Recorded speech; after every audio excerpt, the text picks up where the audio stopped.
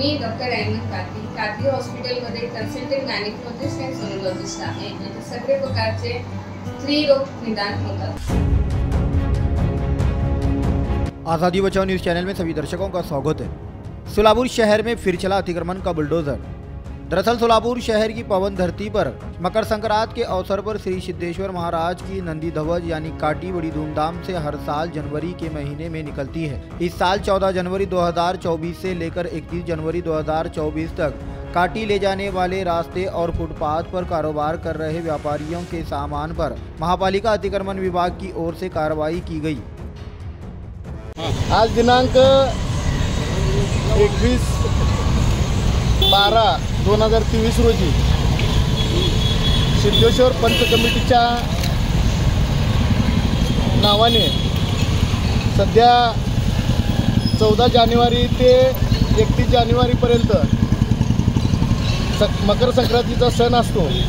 त्या अनुषंगाने त्या देवस्थानने नंदीध्वज जे रोडवर आहेत त्या नंदीध्वजावर ज्या लोकांनी अतिक्रमण केलेलं आहे त्या लोकांचं अतिक्रमण काढण्यासाठी आम्हाला पत्र प्राप्त झालं।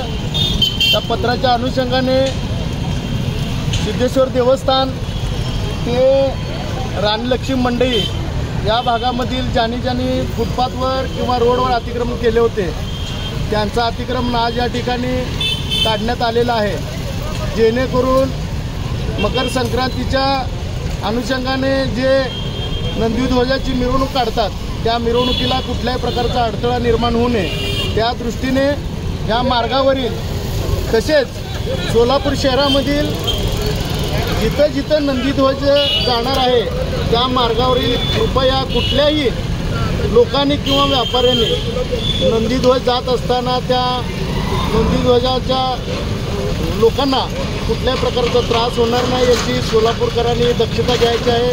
मकर संक्रांती हा सोलापूर शहरामध्ये अगदी मोठ्या प्रमाणात साजरा होत असतो। त्या अनुषंगाने सोलापूरवासियांना विनंती आहे जेणेकरून कोणीही रोडला अतिक्रमण करून विनाकारण स्वतःला त्रास करून घेऊ नका आणि आम्हाला पण कारवाईसाठी उत्साहित करू नका। तर हीच विनंती या ठिकाणी मी करतो।